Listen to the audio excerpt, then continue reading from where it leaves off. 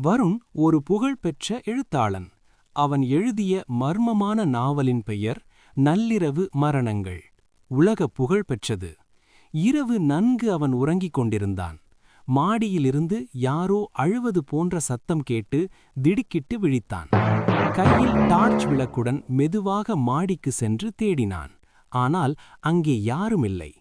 தன் போனில் ஒரு குறுஞ்செய்தி வந்திருந்தது.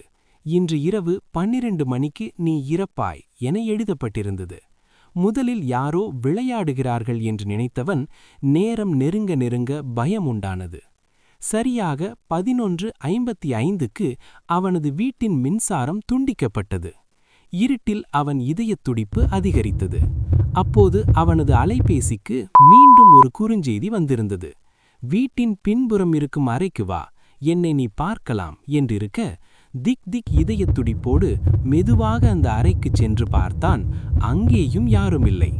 மீண்டும் குறுஞ்செய்தி, வெளியே போகாதே, நான் அங்கேதான் உனக்காக காத்திருக்கிறேன். இந்த முறை வருண் தான் மறைத்து வைத்திருந்த துப்பாக்கியை எடுத்துக்கொண்டான்.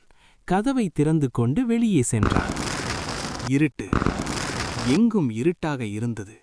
சுற்றிலும் தேடி பார்த்தான். அங்கேயும் யாரும் இல்லாமல் போகவே வெறுத்து போனான். மீண்டும் அவன் போனுக்கு ஒரு குறுஞ்செய்தி வந்தது. என்னை மன்னித்துவிடு. இப்போது நான் இருக்கும் இடம் உண்மையாகவே உனக்குச் சொல்கிறேன். உன் வீட்டின் படுக்கையறையில் இருக்கும் அலமாரியை திறந்தால் அங்கே ஒரு கதவு இருக்கும். அதைத் திற. அங்கே ஒரு அறை இருக்கும். உள்ளே வா, அங்கேதான் நான் இருக்கிறேன். வருணும் அப்படியே செய்தான். தன் வீட்டில் அப்படி ஒரு அறை இருப்பதே இத்தனை நாள் அவனுக்குத் தெரியாது. அறை முழுக்க இருட்டாக இருந்தது.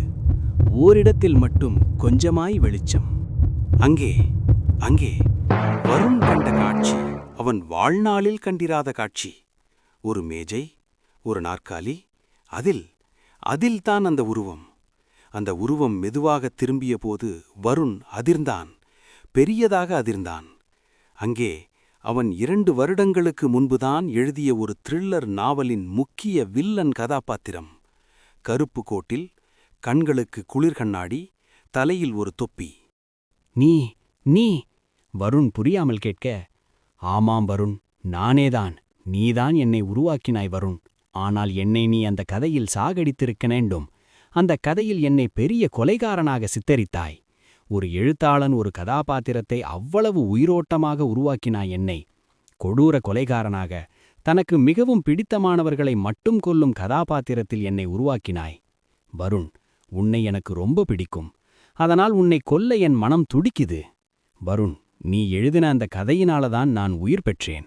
அந்த கதையை வாசகர்கள் படிக்க படிக்க நான் புத்துயிர் பெற்றுக்கொண்டே இருப்பேன்.